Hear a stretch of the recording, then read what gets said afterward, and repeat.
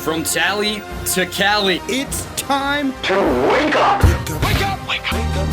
Warchant.com is your ultimate Seminole sports source. And this is Wake Up Warchant, presented by Corner Pocket Bar and Grill. One more Corner Pocket.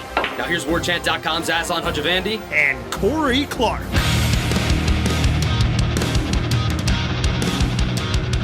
Wake up! What is up? It is Wake Up Warchant. It's presented by Corner Pocket Bar and Grill, Tallahassee, Florida, cptallybar.com, or that QR code you see on your screen if you're on YouTube, your phone. Although it'd be kind of tricky on your phone. You can't really take a photo of your phone with the phone you're using this on, but you know how to use a QR code. Scan it. Get the menu. Takes you right to the website, cptallybar.com. You can place your orders online, pick them up right inside the glorious facility that is the Corner Pocket Bar and Grill. I was there last night, did trivia. You pinch hit, man. That was Tom was pinch hitting for me because I'm an idiot and I agreed to do something that I had no memory of. But it was something I was planning to do. I do want to say that I was planning on doing it, just not so quickly and not on a week when I was out of town. That's not how things like that work. So I came up with the questions. Stephanie did the PowerPoint, and then Aslan pinch hit for Tom, who was pinch hitting for me because Tom had to take care of something else. So, man, Aslan stepped up for the Warchant family. I can't wait to hear exactly how it went, Aslan. Yeah. I'll talk about it when we do the Renegade Express on tomorrow's show because we're recording this before I actually go into Corner Pocket to do trivia night. Although I wanted to tack on a question about, since I am the third string guy going into this one, like, who started the 2002 Sugar Bowl for Florida State? Or something about, because the last two Sugar Bowls they've played and they've had to start their backup more or less. Smag won the job, but kind of by default because at that point Everett Golson had gone AWOL. So I was thinking maybe I should go rogue, make my own question. But your questions are really good. Some of them are really hard, too hard. I'm just not a basketball guy. I would brick every basketball question with the exception of one, which is the Dulkey's question, which I can talk about now. It's past tense. I almost want to talk about the Tuesday Wordle, too, if we could. I don't know if you did the Wordle on Tuesday. I did, yeah. Got me a little anxious. I don't like when they use a repeating letter, Right. Because I had guessed a word that had an E in it, and it turned up green in the correct location, and then 3 guesses later, I used another E, and then it turned yellow, which means that it is in the answer, but you put it in the wrong location. So I'm like, well, does that mean that the E that I already correctly put in, is that why it lit up yellow? Because you already had put it. I don't know, man. I got in my head. I had to go all the way down to the last answer, and I got it right. Ooh, that's a doozy. I'm telling you, man. I do not get Florida State used to be my ultimate excitement football. Now it's guessing a Wordle like on the 6th and final guess. Because I still, to this day, have never gotten one wrong. And I'm getting really cocky and arrogant. I'm like, I'm never going to get one wrong. I can't see it happening unless they just use some extremely exotic word that I've never, ever, ever heard of. But I missed one. I missed shard. And I had SHAR, and I had 2 guesses left. Okay. And I went with sharp, and then I went with shark. It was shard. That's what most rational human beings would do. But now the New York Times got involved. They've sullied the pool off the rails. It's terrible. I'm sure not. I'm surprised not every word is Biden. Hey-o. It was a joke, everybody. It's a joke. We'll move it on. But, yeah, so we can reveal the trivia answer. The only one I knew of the basketball, you asked one that happened, 3 months ago, who hit the free throws to ultimately, beat Duke? Beat Miami. Then you asking about, Michael Snare, who assisted on his game-winning shot? Get out of here. Are you serious? I don't think it's probably the most famous play in FSU basketball history. So it's not that hard. I think it's because you weren't here. You weren't a huge basketball fan during that time. But, that was Luke Laux. Luke Laux was the point guard. He does a no-look kind of cross-court pass to Snare in the corner. What was the question that had the answer that was Ian Miller? That was this. Yeah, what other FSU guard hit a game-winning buzzer beater against Virginia that same year? Now, that was a hard one. I can't make them all easy. I didn't want everybody to go 30 for 30. Yeah. So I had to make a few tricky ones in there. All right. So, stay tuned for the next one. This was kind of the dry run, the dress rehearsal, if you will. You'll have Corey out there, the author of these great questions, with a significant other, run the 1s and 2s Because apparently credit she to also, Stephanie, by the way. Yeah. You know how she is. She gets so excited about that kind of stuff. So she put together the PowerPoint. She got the notepads and the pens and everything else. Like she was got the score sheet with, so she could tabulate scores and stuff. Like, again, not a first lady of Warchant. I guess that would be Gene Williams' wife, Stacy, lovely wife Stacy. But she's the princess of Warchant. She's involved, and she goes out there and hangs out with the people. So God bless her. Do people do that? We'll get to talk about Florida State stuff here in a minute. I promise everybody.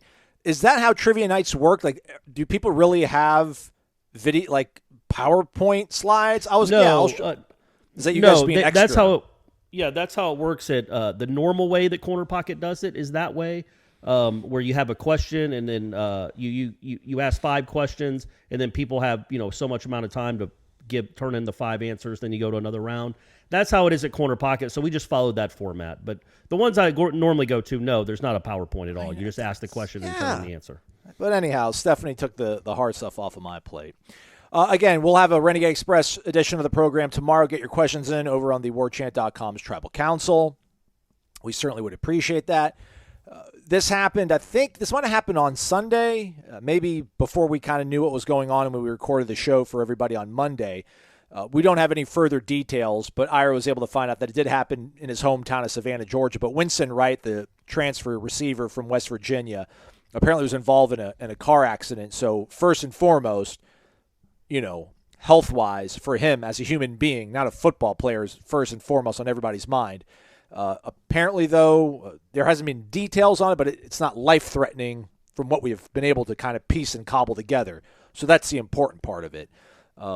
Then, with that said, can we then talk about how this impacts the football team? Because if you search Winston Wright's name on Twitter, like the first result is y'all talking about, how this affects your football team. This is real life, which you're right. But since we are a football show, can we maybe talk about how that affects things, if it does at all? Yeah, I don't think that's callous or anything. Especially if it's not life threatening. Look, he's a Florida State football player, and we've talked all the last week and a half, really the last 3 months and a half, about the depth at wide receiver. And depending on his health status, you have to have somebody step up where you thought he would be. I think that's fair. I mean, I don't think that's callous to talk about. If he's not on life support, I think that would be callous. And we certainly do want him to have a full recovery. Have no idea if he'll be ready to go by the start of the season. Have no idea how severe any of it is. There's no real news out there, like concrete news on it. But we can, I don't know if you want to call it speculate, but you have to wonder, okay, if he can't, let's just say he can't practice the rest of the spring and leave it at that. Yeah. Who steps up in his absence? Yes, we want the best for Winston Wright. That's understood. But we are allowed to talk about the football aspect of it too, and what does that mean for the depth chart moving forward? Yeah. It's extremely, for the football-related aspect of this, that's definitely a setback, I would think, for how excited we felt about the offense. And also, I think the special teams aspect would be the bigger loss if we're talking about this still in July and August. But that's a guy that for sure that we felt really good about, right? Because we went into this season talking about, as you said, to kind of start this off with, we didn't know a lot about receiver. We did not like really what we had saw at that position, and then you infuse it with all this talent, productive, proven talent. Winston Wright more so than anybody. His resume is by far stronger than Micah Pittman's or Johnny Wilson's. I think some people would think that maybe Pittman or Wilson has a higher ceiling, but man, at this point, forget ceilings, man. I'll take the proven commodity right now, the proven entity. So that was Winston Wright.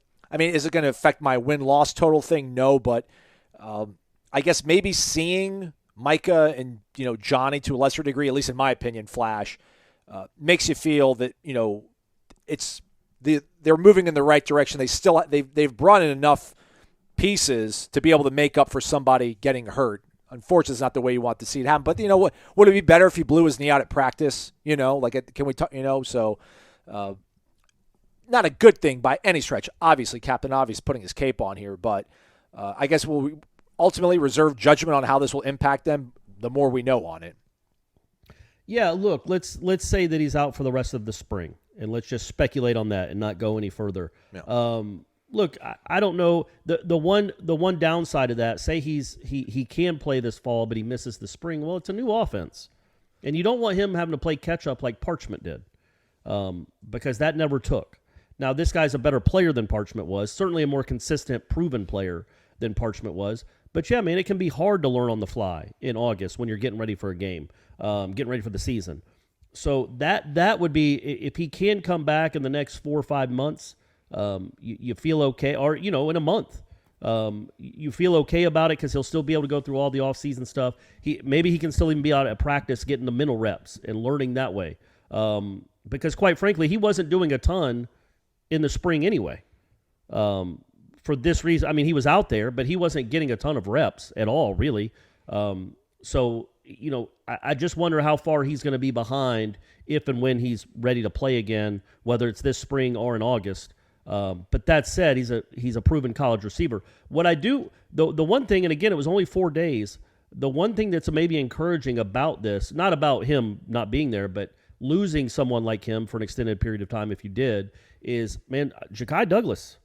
I mean, the way that guy played was 1 week, and only half of them were in pads. And he wasn't even full go some of those practices. But, man, he just looks like a different guy to me. Maybe he is ready to take that step. And I say Ja'Kai Douglas instead of Portier and Williamson just because I think Winston Wright and Ja'Kai Douglas are similar type players as far as where they would line up on the field and what they could do in matchup positions from the slot. But, yeah, man, I think they do maybe have enough depth now that it's not a categorically awful loss, but it's still going to hurt for sure, right? Yeah, no, well said with Ja'Kai bringing into the conversation on that.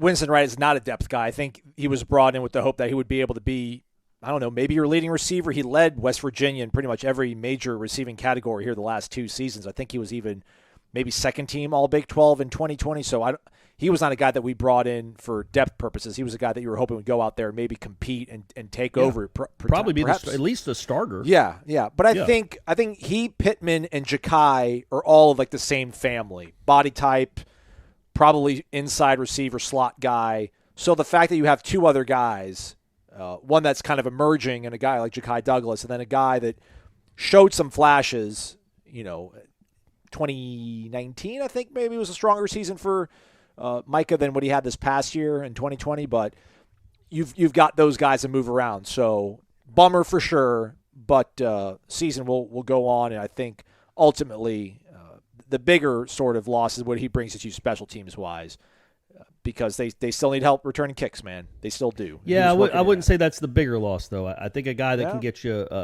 can be a consistent first down maker, which this guy was. We hope Johnny Wilson's that too. But that, to me, is a bigger deal than an extra 8 yards on kick returns. And I don't think he's going to be a punt returner. Like, I would agree with you if he was a kick punt returner, man. Yeah, but I think they want Pittman probably to be the main punt returner. I know, but they weren't killing it on kickoff returns either, though, Corey. Really, no, I know. And if he's awesome, but I just think if it's blocked better.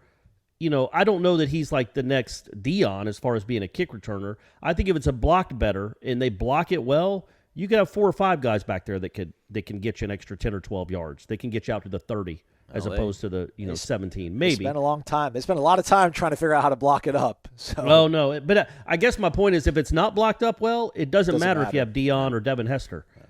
They're not going anywhere. So get that part fixed, and then you could put somebody back there. I think the punt returner, honestly, is where they lost so much more yardage than kick returning because, you could always just tell them to catch it and take a knee, and you're out at the 25 as opposed to the 18.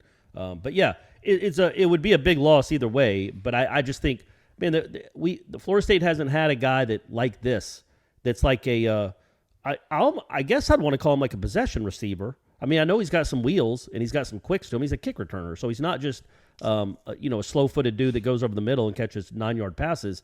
But he was really good about finding holes and getting first downs, and he had a lot of experience doing that. Nobody else on the team does. Literally nobody. Even the 2 guys we like that they brought in so far in Pittman and Wilson, they don't have really an experience making big plays in big games. Not a ton of it anyway.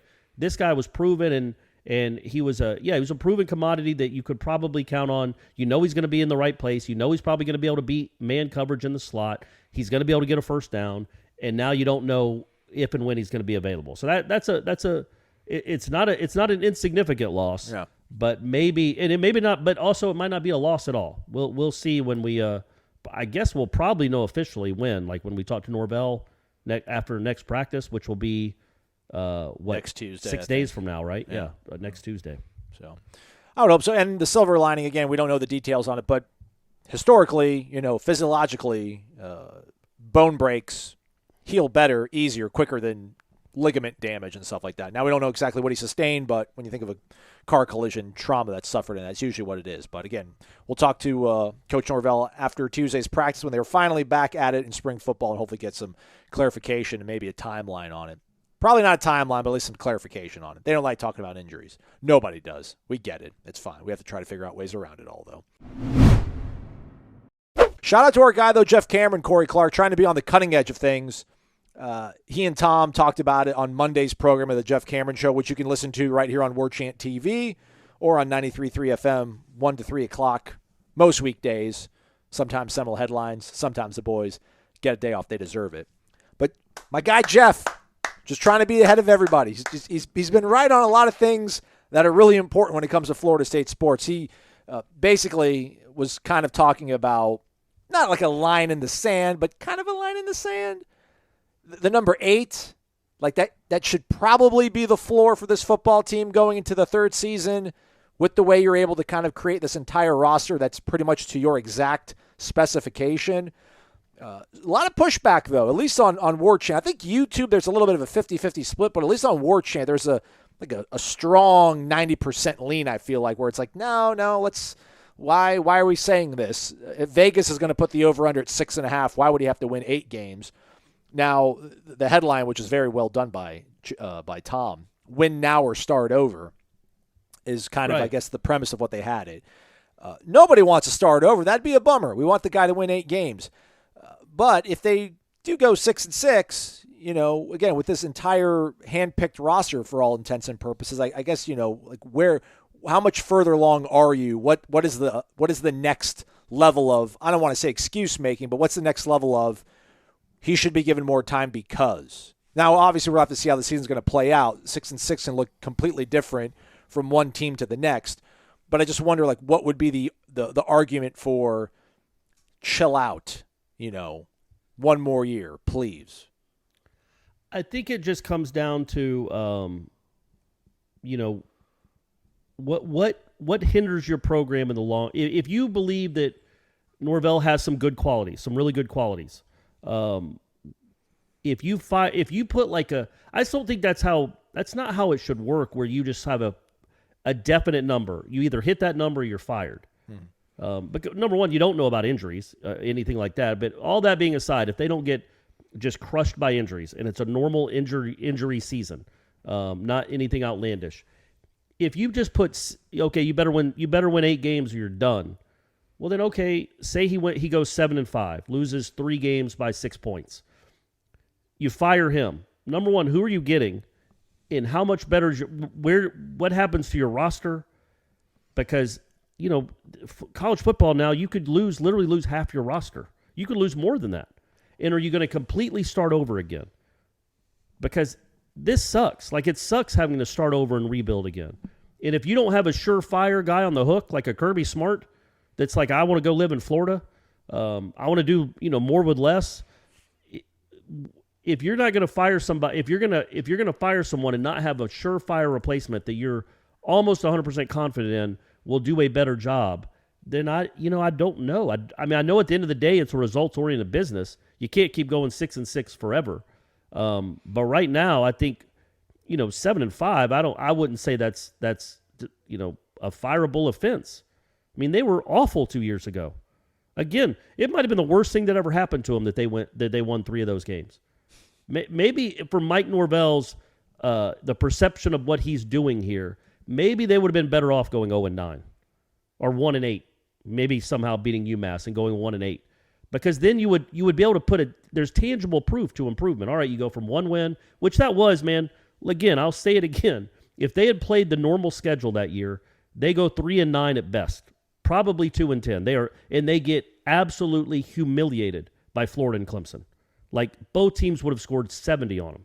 So they went from that in his first year, which was a crazy COVID year, to the next year losing essentially by 1 score to each of those teams on the road. And then let's see what it looks like this year. Like, if there are noticeable steps, whether it's 9 wins, 7 wins, or 6 wins, if you can see significant improvement, if you can see that, okay, it's getting close. It's getting close. It's not close isn't good enough. You can't be close forever. But again, we're talking about a guy that's in year 2.5 of what apparently is a monster rebuild. Is he perfect? No.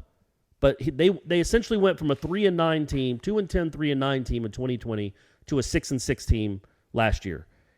Just some boneheadedness at the end of one game cost them a bowl trip. So maybe they would have won 7 games, Aslan, who knows? But you can't look at that season last year and not say that team was significantly better than the one we saw in 2020.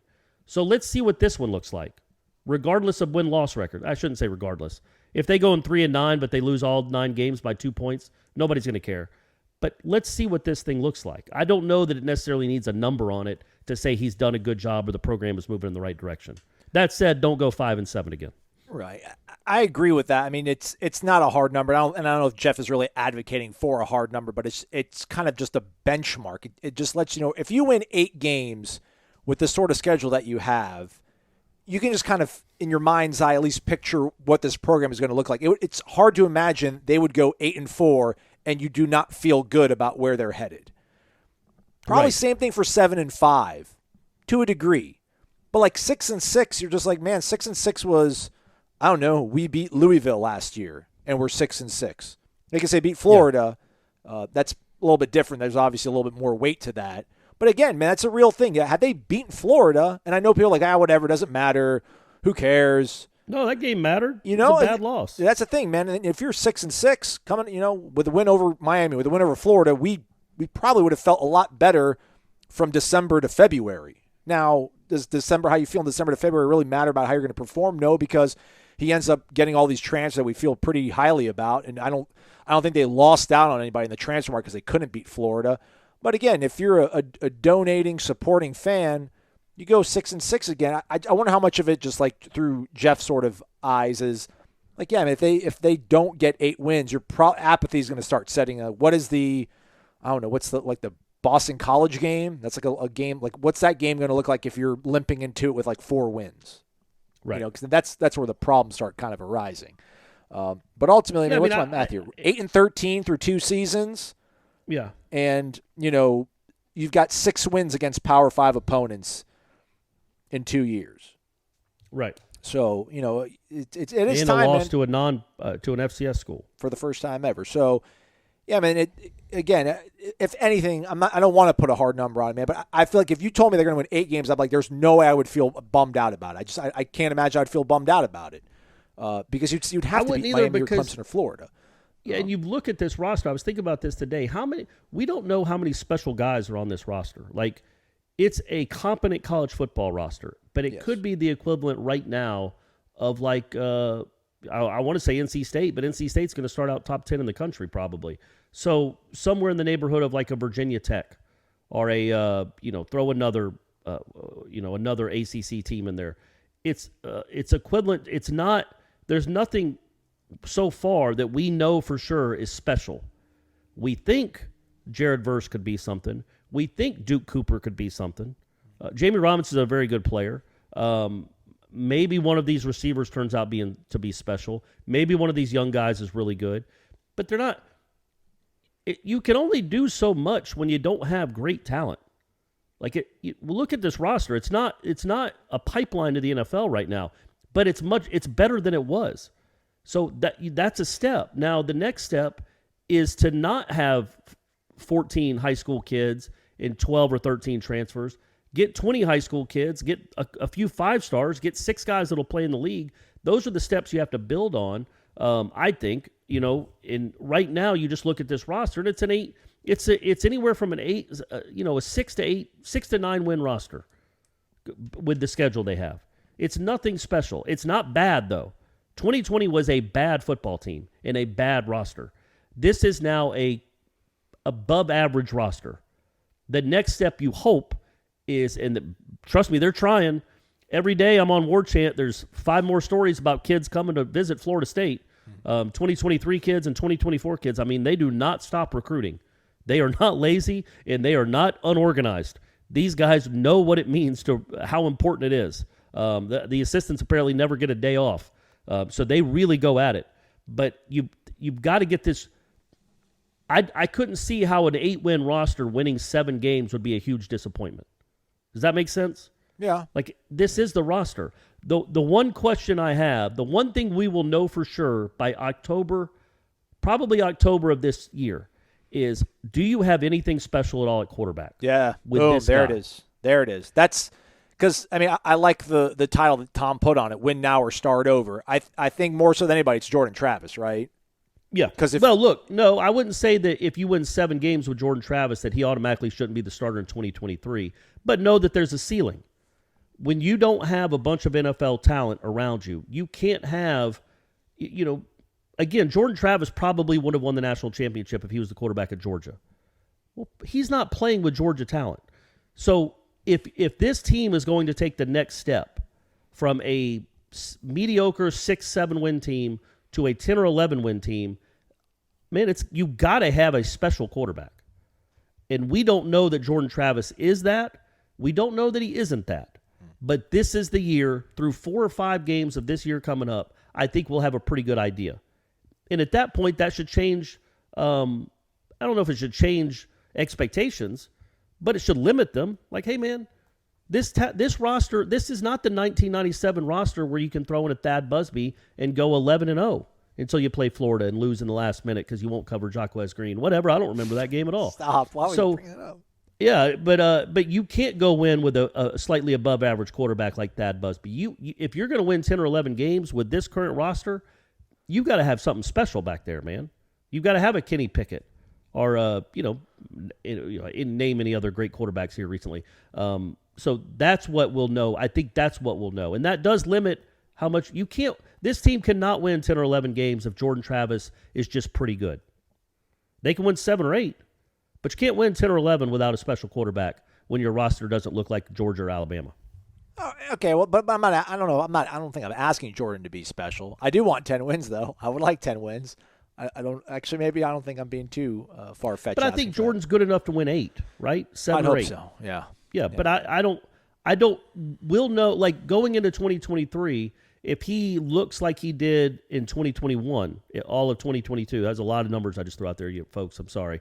The expectations will be relatively the same. If they win 7 games this year, and Jordan Travis is pretty good, totals 2,800 yards, 30 touchdowns, 7 turnovers, but doesn't take that next step as a quarterback, you'll go into 2023 thinking, okay, this is another 8-win team at best. Part of me likes bringing this up in the podcast because we don't have a lot to talk about. Baseball got rained out on Tuesday, by the way, everybody. That's being rescheduled for May. Softball won. Did they? All right. At Lipscomb. I say that they're up 4-0 in the third. So I hope I don't jinx them right now. But I'm gonna go ahead and say they won, and they're also up to number 2 in the country because Alabama lost a couple games over the weekend. Yeah. D1 softball. There's actually a D1 softball in Softball America. Just like baseball, D1 anyhow. I do like talking about it because I saw this last week and I didn't bring it up, but Bruce Feldman and Stuart Mandel do a top 25 college football coaches on The Athletic. I guess Feldman's been doing it since 19. I think this year might have been the first one where Stuart Mandel kind of had his druthers about it and threw his input in on it. But it's a list of 25 coaches. Mike Norvell's not on the list. He wasn't on the list in 2020 or 2019 either. So, again, I don't know how much of this is really Bruce and Stu knowing the ins and outs of coaches. I think a lot of it's just them kind of relying on their network of people they know, agents, and they kind of let them know who they think is really the best coach. But, man, there's 4 coaches that Florida State's going to go up against that are in the top 25, and then a 5th who just missed the cut. I don't know, but Billy Napier made it, so go figure. Narduzzi's in there as well. Shout out my guy Deuce. Mac Brown's in the missed cut category as well.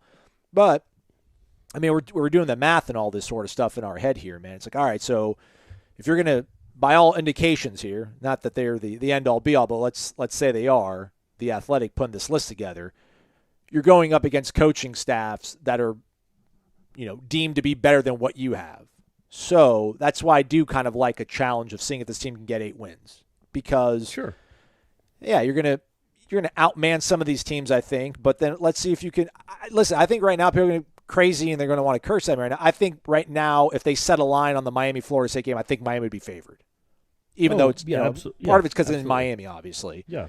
But that's going to be a big test, man. Go down there, beat him. Beat Mark Cristobal, because right now, at least in terms of recruiting, Mike Norvell's got the upper hand on him, which is more important. But in terms of a national perspective, Mark Cristobal is like the golden goose right now. But it's what we all like. It's just the narrative, like a guy coming home to his alma mater to try to get him coached back up again. But, yeah, I just, looking at this list, dude, Dave Clawson's on the list. I think Dave Clawson is number 11 on the list. They got to go up against Wake Forest. Mario Cristobal's on the list. Who else? I think maybe I oversold it. Maybe it's only those 2 guys. You said Napier, I thought. Yeah, but I think I said there was going to be 4. Then Dabo, obviously. So Dabo, there's 3 in the actual Brian top Kelly? 25. Yeah, I'm sorry. There you go. Thank you, Corey. I didn't want to scroll that high, but I had to. Brian Kelly's 5th. Dabo is 2nd. Brian Kelly was 3rd going into last season. They dropped into 5th. So, yeah, they got to go up against Dabo, Brian Kelly, Dave Clawson. Aslan, just stop talking. Let Corey talk.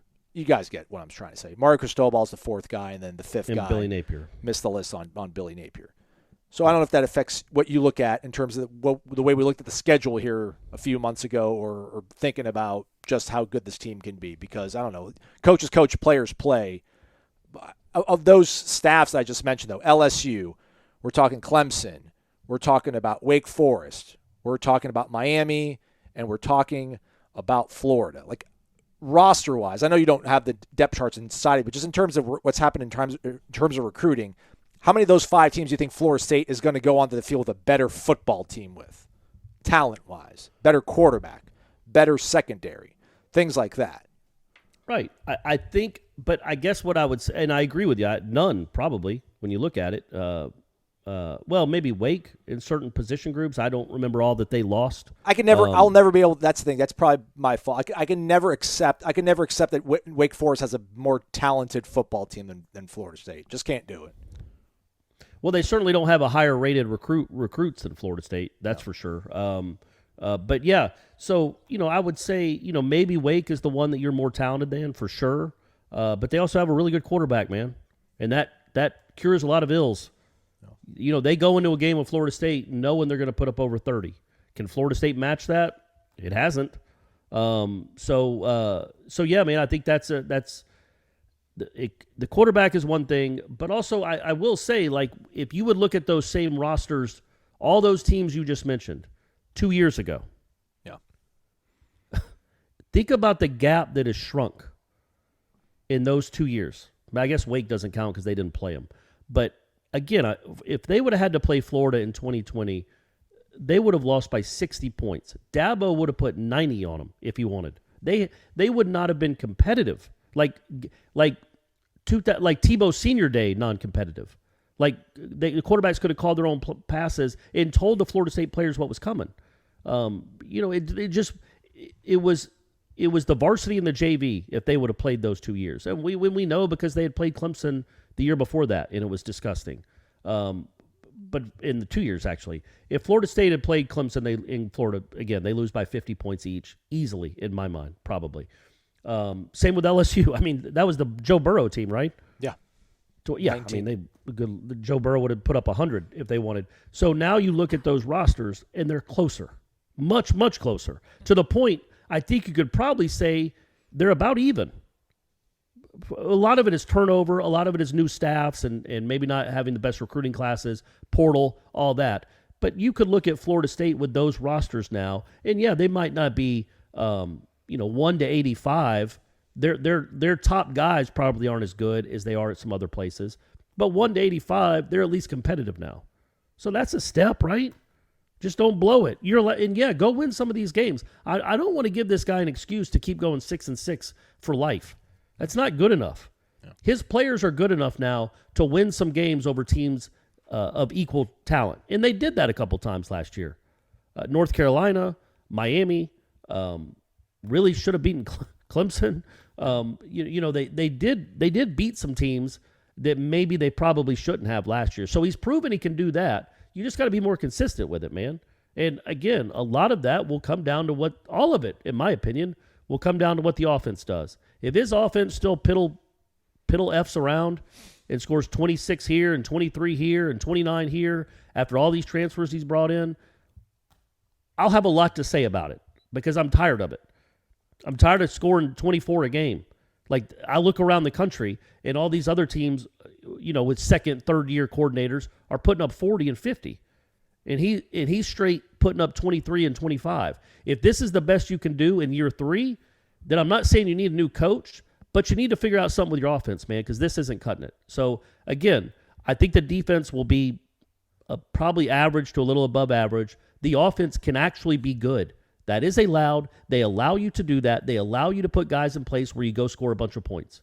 And it's time that Florida State does that. There you go. I'm off my soapbox. But don't you think the rosters are about even with those teams? Not probably less than against a few of them, but not like laughingly so, like it was a couple years ago. Again, like LSU on their defense, I mean, I've said it, I'll keep saying it. Like, they've got one dude that's like NFL quality at each level, and then kind of a bunch of Their offensive line is pretty much retooled. Who knows if Jaden Daniels is their answer at quarterback, although I'm a little bit more, a little more respectful of what they can bring at that position with him versus Miles Brennan. And then the Kayshon Boutte kid, he's really good. I like Duke Cooper, but that's a tough ask. 75, 80 reps going out there against that guy. Not that he's going to be running 70 or 80 routes, but you get the point. I saw that Florida team. I was on the field. I was not a good Florida football team. I'm not scared of them. I don't know how much better they'll be with Billy Napier. I was at the Clemson game. I know Clemson overwhelmed Florida State's offensive line defensively, but offensively that they did not look all that much more impressive than Florida State did in their scoring drives. I mean, they just kind of finally figured it out somehow. I think Florida State just ran out of gas defensively. That's what was holding them in the whole time. So yeah, it's not a huge gap. Which, again, that's why I think the 8 is not that big of an ask. And I think anything less than that, you could be disappointed. I'm not saying fire the guy, but you should be disappointed. I'm sorry. Like, if they go 7-5 and you're like, oh, that's great, man, awesome, we're on the right track. Like, no, I don't think so. I mean, that's not enough to rip everything up and pout. This happened a lot with Leonard, and heaven knows, man, I've been dealing with the fire ham people since I started this 15 years ago. And what happens is, especially when they weren't making the tournament, was – he'll never get us. He'll never do this. He'll never do that. It's all blah, blah, blah, which is fine. You're allowed to have that opinion. But there can be multiple conversations. Nobody will be happy with 7-5. And so I don't like when we do either or. We do this where we just because somebody doesn't want somebody fired after a 7-5 season doesn't mean they're happy about it. It just means they're allowing a little more room to see if it can actually grow into 9 wins and 10 wins. Right. Just like back when Leonard wasn't making the tournament, nobody was happy about it, but it also didn't mean that he should be fired.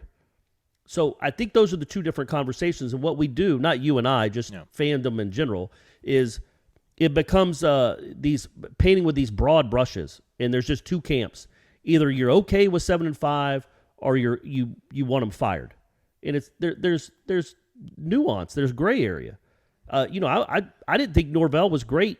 I mean, the program is a lot better, I think, but there were plenty of questionable decisions, starting namely with the quarterback debacle in September, that cost his program probably 2 wins, that were his fault, quite frankly. It's his football team. He started the wrong quarterback 4 different times.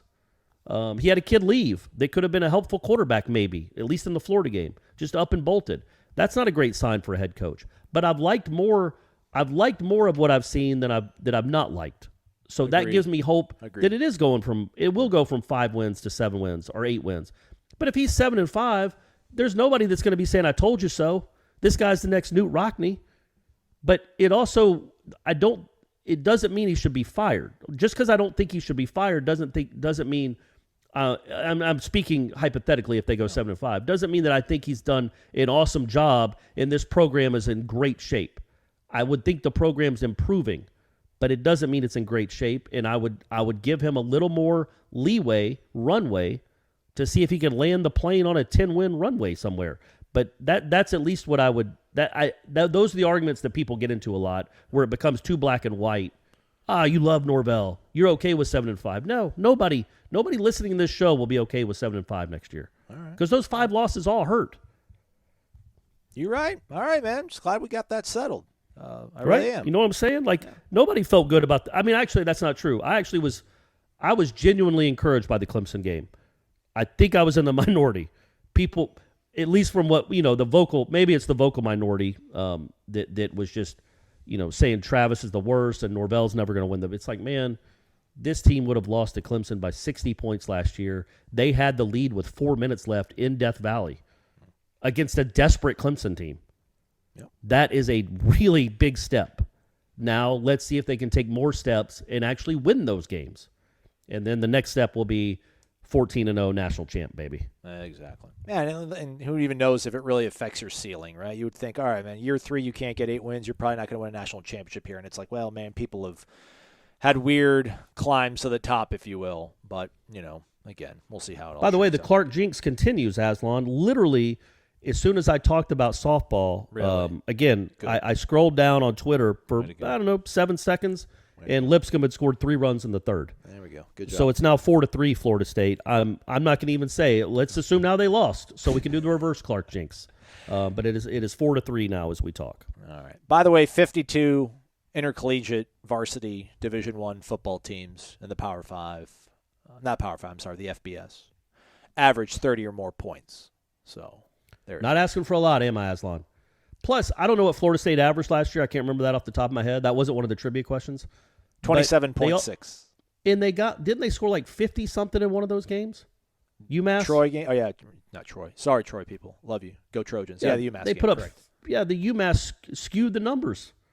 So, man. 59. 59 on the Minutemen. So throw that out, and they average 24 points a game. It's just got to be better. It's just got to. There's no reason NC State has a more consistent and more potent offense than you do. There's no reason. If it's the quarterback's problem, go get you a quarterback and teach them and get them to run your offense so you can score 40 points a game. Just do it, man. Just do it. Right, hey, by the way, I did see an interesting stat, though. Out of all the FBS teams in the country, so whatever that is, 130 now, Florida State is 9th in returning offensive production. But we're young. And I'm glad. I love right. it. Good. But I mean, that shows you they didn't lose. I think they returned 84% of their yardage, which is good for 9th in the country. And that's all Corbin. Corbin's the one that left, and you hope maybe you may not replace them, but you got some pretty decent guys behind them. So that is encouraging. If not now, then you've got the wrong players, essentially. If you can't improve with all this returning experience and all this returning production back, and what will be a 2-year starting quarterback back that you really like, if it doesn't improve again this year, if it stays stagnant around 26, 27, 28 points and 80th in the country, you've got the wrong guys on offense.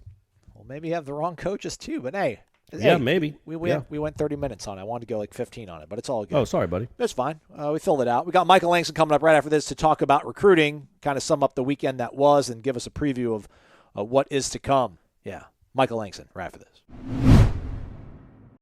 As advertised, the man of the hour, pretty much every single hour, because recruiting never ever stops. He is living proof of it. He is Michael Langston, recruiting analyst for warchant.com and the Rivals.com network. Michael, thanks for taking some time out of your day. How are you, friend? I'm good, man. How are you? I'm all right, man. I'm all right. This rain needs to go away, but I'll be all right. So, hey, man, want to talk about recruiting. Obviously, the team has the week off because of the spring break holiday or whatever you want to call it. I know they got a lot of guys coming on campus this upcoming weekend. We'll get to that in a second. But what was this last weekend like, the final weekend before spring break? How important was it? Maybe give us a couple names of guys that really were sort of important prospects to get on campus, you think? Okay. This weekend was more about, some of the younger kids, like, the 2024 class that they haven't had on campus before, and then those sprinkled in some 2023. I think the 2023 guy that I think they were pretty high on is Dante Dowdell. He's out of Mississippi. He's a guy that is always FSU offered him, or one of the first offers. FSU likes this guy a lot. Very good change of direction guy. He certainly was very excited about the visit. It seems like FSU really, made a strong move with him. He's one guy. Sticking with running back, Jared Gibson, who I just did a story on the front page. He's arguably one of the top running backs in the state of Florida for the 2024 class. We have full article on there. He had a lot of nice things to say about FSU. I think the biggest name that I saw just around FSU was, tight end Jelani Thurman. He visited for 2 days. We did a story on him the first day, and then caught back up with him again on the second day. He's a guy that I really feel like FSU has a legit shot to, pull that one off. I think a Rivals 100 type of tight end, if not 100, maybe 250. I have to look that up. And then there was several other guys like, defensive tackle Champ Thompson, 2024, King Edwards, because that is his real name, 2024 linebacker. He's probably, I would say, out of everyone, he was probably the best overall prospect, in my opinion, that was there, just because he is just a freak. He's going to be probably a 5-star, type of talent. So I think he's going to be. Again, he's going to be a phenomenal guy to keep an eye on. I think another guy, Makari Vickers, he's from 2023. We kind of talked about there's some sprinkle guys in there. He's a local talent over there at JP at John Catholic. So I think you had him. I think it was mainly those are just a few of the names. People can read our wrap that I did the other day. Several offers went out from this thing, but I think this is kind of different than the previous week where you're trying to get all these elite 2023 guys and really set the stage and what you're going to do for this class. But I think this was more about getting some guys in 2023 that haven't been to FSU, and then two, mostly it was about the 2024 kids. And certainly there was like 90 kids there, Aslan, Yeah, but really most of them were. But I would say about 13 or 14 were probably legit targets. So there was a lot of guys they wanted to evaluate. A lot of offers went out of probably like 5 or 6. So I think it was a good situation of evaluating guys and seeing guys that you possibly are going to go after. Dante Dowdell, running back out of Picayune, Mississippi, 6'2", 210, not ranked yet, but we'll see how that shakes out. Jelani Thurman, a 4-star tight end, 6'6", 225, out of Fairburn, Georgia. Langston Hughes High School. Didn't even know that existed, but shout out. Langston Hughes, one of my favorite poets. Good stuff. How about, DeQuavius Sore? Is that how I say it? Our guy from Chipley? Maybe Trent Forrest Part 2, but for football? Let's go. Yeah, he visited FSU on, I want to think, Thursday or Friday. Really said FSU made up a lot of ground, was a former commit to Georgia. I think he's looking for a place that's I think he feels like that he can get on the field early. I think that's a big deal to him, and certainly we know FSU can offer that. So I think they made a big push there. So I think they certainly are heavily in the mix. Shout out, by the way, you mentioned new offers going out. There was a gentleman who was constantly, for the last 3 years, commenting on our recruiting videos, our podcasts, just trying to get his son a look. Just look at my kid. I'm telling you he's good, and I'm just like, whatever, man. Like, no offense. I'm not that guy. I'm not the gatekeeper. But I think Jaden Jackson out of Andalusia, Alabama. I think he's actually from Dothan originally. Maybe they're out in Andalusia. I think he tweeted out that he got an offer. Yeah, yep. So shout out to him, man. His dad was chopping wood on YouTube comments for years, man. So shout out to that family for finally getting what I think is his dream offer. Yeah. Jaden Jackson. What position do you have him at? I think they have him a defensive tackle on the Rivals profile for him. I'm pretty sure he plays defensive line. It says defensive tackle on his bio. The guy I'm listed at 6'1", 261. Oh, yes, that's the kid. Ran in him several times this weekend. Talked to him a little bit. Certainly he I don't think he's 261. He's probably thicker than that. Actually, he's probably around like 285, and he looked more to 6'2" than 6'1" of what Rivals has. So he's certainly grown a lot and certainly passes the eye test when you see him. But yeah, that is a unique thing whenever you have people come on there and say, hey, check out our kid, and then you evaluate and say, hey, it works out. So sometimes it works out, sometimes, not so much, but that's pretty cool. Yeah, I just want to give Dad a shout out. Good job, way to push your son. That's what you got to do. All right, so what's going on this weekend then, Michael? I think hopefully some of these kids will be getting back in town. At least the current football players, but recruiting will still be on the front burner for sure. It seems like. Yeah. I thought, like, I was talking to Austin. I was like, it looks like we'll have a slow week, and Mike Norvell said, "Hold my beer. You ain't doing nothing, buddy. You're working. You're working." Man, he just so they got a lot of very highly regarded prospects that are coming in on Saturday and Sunday, and they have the number one player in the country for the 2024 class, Desmond Ricks. He's coming in, defensive back. He's coming in for a visit on Friday. And then they have 5-star quarterback Dante Moore is coming in for a visit. Major FSU target wide receiver Jalen Brown is coming in. Same thing with Jeremy Smith, a top 24 a wide receiver they really like a lot. And then if that's not good enough, on Sunday, you have Rivals 100 defensive back Caleb Downs is coming over. You also have 4-star athlete KJ Bolden coming over and 4-star wide receiver Zion Reagans. Both of those guys are 24 kids, but some really elite talent coming in again. They're consistently getting these guys in. The one thing I can say is they really know how to really plug the relationship stuff, and they really know how to get kids on campus, even the top ones and elite ones. And it's just it really catches you by surprise sometimes, just the amount of level of elite guys they get on campus. So I think they're keeping it going, and I think it's only going to get crazier once you get closer to the spring game, where there's going to be that's going to be a well-attended game, I think, from a recruit standpoint. So so far, FSU's really knocking it out of the park as far as getting these top 2023 kids on campus. By the way, Desmond Ricks, everybody, not related to Chris. His last name is Ricks. So, but a 5-star cornerback out of IMG for 2024. So that's obviously a big splash. Yeah. Michael, before we let you go, man, just, you're usually on top. Not usually, you are on top of recruiting along with Austin Cox, man. We can't appreciate and tell you guys how much we thank you for your efforts, man. But you were at practice this past week and caught in several sessions of spring football. Fresh perspective is always needed on this show. It's Corey and I just going on and on and on and on. What have you thought about what you've seen from practice? Just maybe just in terms of what you think from the here and now, or maybe compared to what you've seen in the past. Yeah, I told people, like, the one thing I noticed is that when I look through and I watch the practice, because I'll be honest, people who are listening to this, I do not go to practice. Aslan can attribute that. I rarely go to practice. This is my first practice in like a year and a half.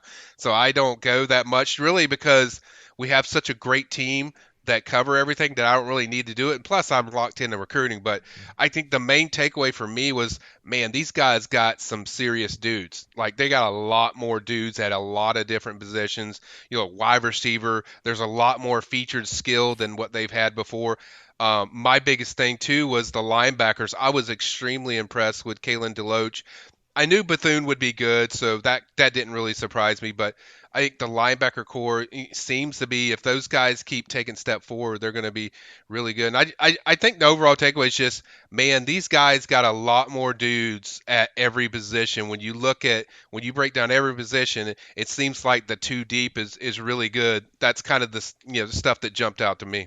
Right on, man. Well, we appreciate it. Again, stay connected to warchant.com, especially that premium recruiting board, a.k.a. the PRB. Michael, Austin, working all the time, overtime. And they don't get overtime. That's the way we roll. They don't want overtime. It's fine. We're all well compensated. Everybody, don't worry too much about us. Yeah, we're good. By the way, softball did come back. They didn't come back. They held on. They won 5-3 over Lipscomb, so Corey did not put the jinx on the ladies after all, so that's a good thing as well. They take on Alabama later tonight, 7 o'clock, so check that one out. It'll be on the SEC network, so pinch your nose or whatever you have to do to get through that one. But that's a wrap on the show. For Corey and Michael, we thank you all for listening to this edition of Wake Up Warchant, presented by Corner Pocket Bar and Grill. Warchant.com is the ultimate inside source for FSU football and recruiting. And now you can get in on the action for free for an entire month. Warchant.com is offering a risk-free 30-day trial subscription. Get full access to the #1 website covering the Seminoles just by entering the promo code WARCHANT30. That's WARCHANT30. Sign up and get in on the world's most active FSU message boards. Receive breaking news, stories from our award-winning staff, plus get exclusive interviews and videos. Just enter the promo code WARCHANT30. Warchant.com, your ultimate Seminole sports source.